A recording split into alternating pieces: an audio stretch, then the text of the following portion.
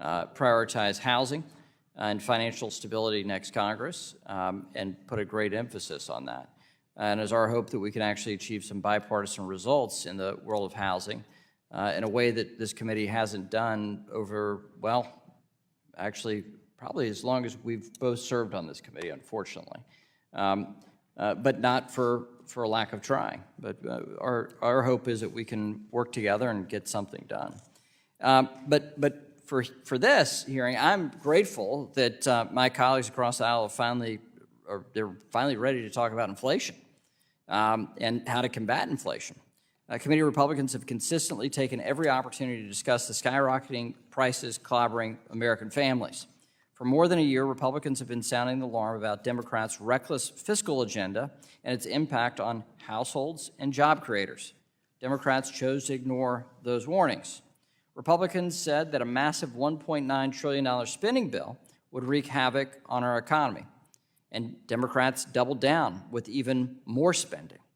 Republicans offered simple amendments to the Democrats' partisan bills during our June markup this year to actually address the inflation crisis, and the Democrats rejected each one. So I have to say today's hearing is simply too little too late.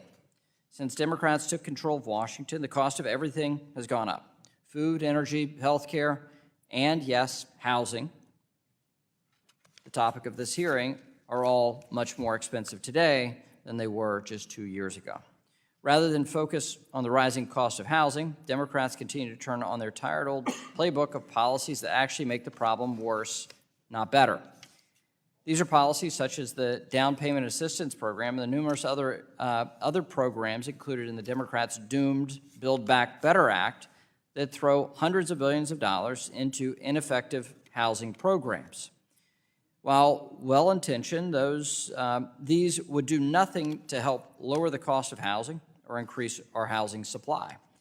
Those are the things we need to address. To find real solutions to bring to this housing crisis, we need to take a step back.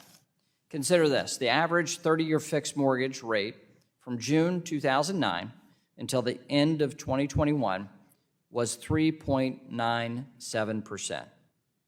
Today, that same mortgage comes with a rate approaching a whopping 7%. Whopping in comparison to the last decade, historically, not whopping. The speed and the magnitude of this increase is without comparison in history. These are, so there's that.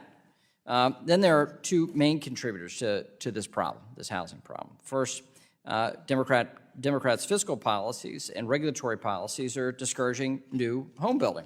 We know that artificial local barriers to construction, such as restrictive zoning ordinance and overly burdensome regulations, play a significant role in limiting new construction. A limited supply of something coupled with increased demand always leads to higher prices. Higher prices require larger loans, making it less affordable for families. The second contributor is our current environment in which the Fed must tighten its monetary policy and reduce its balance sheet to fight out-of-control spending. This causes mortgage rates to increase, making them more expensive and riskier. Economists are rightfully concerned about the effect of quantitative tightening on the housing market. The $35 billion per month in agency mortgage-backed securities are rolling off the Fed's balance sheet. It takes money out of the housing market, limiting the availability of credit. We know the Fed's tools to address runaway inflation are blunt, but they are necessary to stabilize the economy and return to normal credit environments. As lawmakers, we should do our part to assist in this effort to bring down prices. That means reining in spending and practicing fiscal discipline. Doubling down on failed housing policies is not the answer. We need innovative solutions. Thank you, Madam Chair. I yield back.